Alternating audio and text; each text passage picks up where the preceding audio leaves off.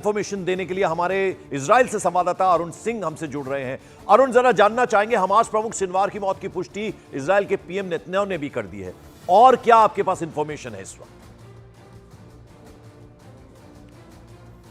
हानिया के बाद सिनवार का मारा जाना इजरायली डिफेंस फोर्सेस के लिए बहुत बड़ी कामयाबी है।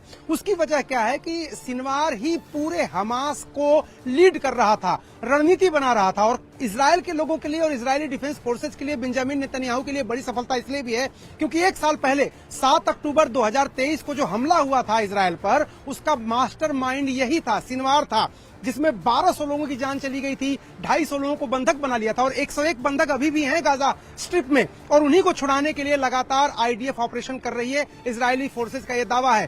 तो याहिया सिनवार का मारा जाना एक छोटी मोटी सफलता नहीं है। एक तो मनोवैज्ञानिक रूप से बहुत बड़ा असर पड़ेगा हमास पर, और हमास पर ही नहीं, अब इजरायली डिफेंस फोर्सेस दावा कर रही है कि इसके बाद हमास पूरी तरह बिखर जाएगा। देखिए, इजराइल दोनों मोर्चों पर, आप लेबनान की तरफ बात करिए, वहां पर भी हिजबुल्लाह की जो टॉप लीडरशिप थी, हसन नसरुल्लाह, उनको भी मारा उन्होंने, इस्माइल हानिया को जो हमास के प्रमुख थे उनको मारा, उसके बाद सिनवार को मार देना और हिजबुल्लाह की ही टॉप लीडरशिप को लगभग खत्म कर देना, दोनों फ्रंट पर ये बहुत बड़ी सफलता इजराइल के लिए है। और बेंजामिन नेतन्याहू जो अपने देश में ही सामना कर रहे थे क्रिटिसिज्म का, अब उनकी स्थिति मजबूत हो रही है।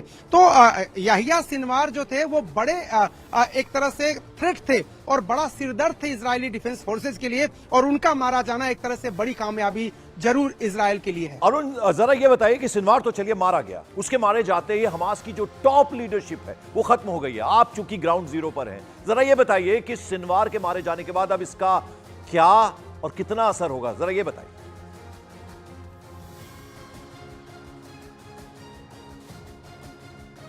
देखिए, याहिया सिनवार एक सिरदर्द थे और बड़ा ही कुशलता से वो हमास को लीड कर रहे थे। जैसा कि मैंने कहा कि 7 अक्टूबर का जो हमला था, होलोकॉस्ट के बाद यहूदियों पर सबसे बड़ा हमला था, एक दिन में किया गया, और उस हमले का बदला लेने के लिए पूरी इजरायली डिफेंस फोर्स और बेंजामिन नेतन्याहू एक तरह से मैं कहूं कि बेसब्र थे, बेकरार थे। और इस्माइल हानिया को जब उन्होंने मारा था, उसके बाद ईरान से जो टेंशन हुआ उसको छोड़ दीजिए। देखिए, ईरान पर वो हमला नहीं कर रहे थे, 2 बार बैलिस्टिक मिसाइल से ईरान ने हमला कर दिया, उसके बावजूद वो ईरान को छेड़ नहीं रहे हैं अभी। वो सिर्फ हिजबुल्लाह की टॉप लीडरशिप और हमास, यानी दक्षिणी मोर्चे पर, उत्तरी मोर्चे पर, दोनों जो दुश्मन उनके हैं उनको खत्म करके, बर्बाद करके, बमबारी करके, पूरा सिनेरियो चेंज करके, और तब वो ईरान पर हमला करेंगे, इस तरह की आशंका जताई जा रही है, इस तरह की खबरें भी आ रही हैं। तो ये बड़ी खबर इजराइल के लिए है, मारा जाना याहिया सिनवार का, और उसके बाद अब मुझे लगता है कि फोकस वो ईरान पर करेंगे, ईरान पर किस तरह से हमला करना है, क्योंकि दोनों बार हमले के बाद ईरान पर अभी हमला इजरायली डिफेंस फोर्सेस की तरफ से नहीं हुआ। ईरान के प्रॉक्सी जो हैं, इजराइल जिनको कहता है, हमास को, हुती को और हिजबुल्लाह को, पहले उनको बर्बाद करने के बाद ही ईरान पर वो कोशिश करेगा अटैक करने की, इस तरह की भी खबरें सामने आती रही।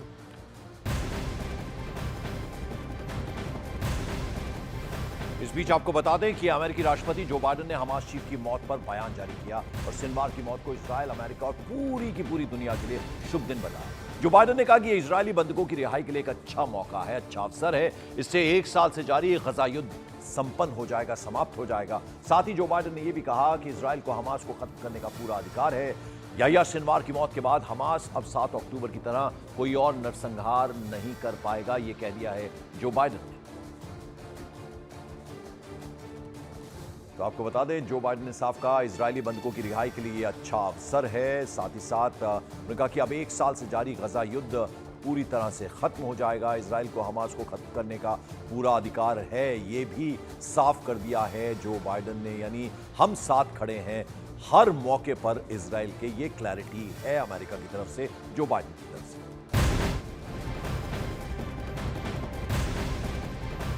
और इजराइल एक एक करके अपने दुश्मनों को निपटा रहा है। एक तरफ गजा में पिछले 1 साल से हमास के ठिकानों को नष्ट कर रहा है और एक एक करके उसकी जो टॉप लीडरशिप है उसको खत्म कर रहा है। तो वहीं दूसरी तरफ लेबनान में हिजबुल्लाह का भी वही हाल है। हमास की बात करें तो हमास का पूर्व पॉलिटिकल चीफ इस्माइल हानिया 31 जुलाई को ईरान में मारा गया था। हानिया ईरान के राष्ट्रपति मसूद पज़ेश्कियान के शपथ ग्रहण समारोह में हिस्सा लेने के लिए तेहरान पहुंचा था, जहां हवाई हमले में उसकी मौत हो गई थी। हानिया की मौत के बाद सिनवार को हमास चीफ बनाया गया था, लेकिन इजराइल ने याहिया सिनवार को भी अब मार गिराया है। और इजराइल और हमास एक दूसरे के सबसे बड़े दुश्मन के तौर पर जाने जाते हैं। इजराइल हमास के खात्मे के लिए पिछले साल से ही गजा में ऑपरेशन चला रहा है। और अब हालात ऐसे बन गए हैं कि हमास की टॉप लीडरशिप पूरी तरह से खत्म हो गई है। एक तरफ इजराइल गजा में हमास के खिलाफ कार्रवाई कर रहा है, तो वहीं दूसरी तरफ इजराइल के हमले से लेबनान के कई इलाके भी तबाह हो चुके हैं। और कौन कौन अभी मारा जा चुका है आप देखिए। अहमद यासीन हमास का संस्थापक मार्च 2004, उसके अलावा अब्दुल अजीज रंतीसी हमास का सह संस्थापक अप्रैल 2004, सालेह अल अरूरी सीनियर नेता है जनवरी 2024, फिर इस्माइल हानिया पॉलिटिकल चीफ 31 जुलाई 2024 इसी साल, और अब याहिया सिनवार हमास चीफ यानी 17 अक्टूबर को इसे भी ढेर कर दिया गया है। उसके अलावा याहिया अय्याश मिलिट्री चीफ जनवरी 2020, मोहम्मद दाइफ मिलिट्री चीफ था 13 जुलाई 2024 को। तो ये कुल मिलाकर हमास की जो टॉप लीडरशिप है ये पूरी तरह से खत्म कर दी गई है। तो एक तरफ इजराइल गजा में हमास के खिलाफ कार्रवाई कर रहा है, तो वहीं दूसरी तरफ इजराइल के हमले से लेबनान के कई इलाके पूरी तरह से तबाह हो चुके हैं। आईडीएफ ने लेबनान के बेका वैली में जबरदस्त हमला किया और इसका वीडियो काफी हैरान कर देने वाला है, चौंका देने वाला है। वीडियो में दिखा कि एकाएक बड़ा हमला होता है और इसके बाद तेज साउंड आती है, आवाज आती है।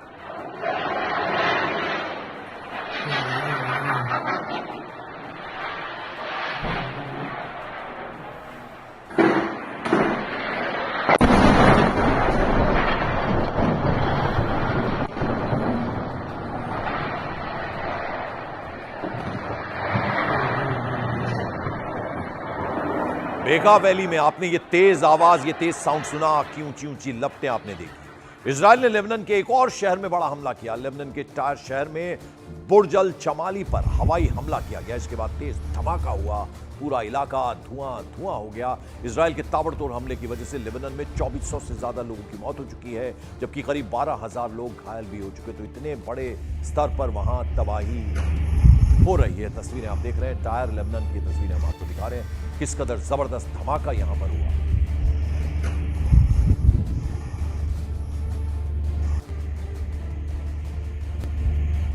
और लेबनान में इजराइल के लगातार हो रहे हमले की वजह से लोग दहशत में हैं, डरे हुए हैं, सहमे हुए हैं। हमारे संवाददाता रिफत अब्दुल्ला लेबनान में एक महिला से उन्होंने बात की, जिसमें महिला ने इजराइल से युद्ध रोकने की अपील की है।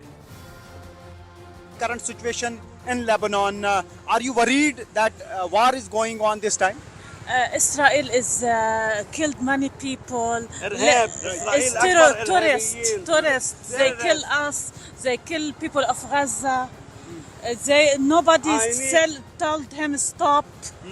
They are doing whatever they You want world should tell them to stop this war? Yes, they should stop. If God will punish them and will not forgive them, He will give them a big punish.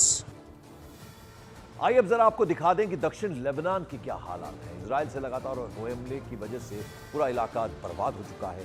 कई इमारतें जमींदोज हो गई हैं, खंडर बन चुकी हैं। हमले की चपेट में कई गाड़ियां भी पूरी तरह से नष्ट हुई हैं। आप तस्वीरें देख रहे हैं, ये शहर का दक्षिण लेबनान का हाल है। हर तरफ मलबा मलबा बिखरा पड़ा है। ये आप तस्वीरें देख रहे हैं, चलती कार से ये वीडियो बनाया गया है और आप इस वीडियो में देख सकते हैं तबाही के निशान। यानी कल तक जो ये इमारतें थीं, सड़कें थीं, कारें खड़ी थी, पार्क थी, अब कुछ नहीं है। हर तरफ मलबे का ढेर नजर आ रहा है, सन्नाटा पसरा हुआ है। और ये तस्वीर है, युद्ध में किस तरह के हालात बनते हैं वो इन तस्वीरों को देखकर आप अंदाजा लगा सकते हैं। तो लेबनान जबरदस्त तबाही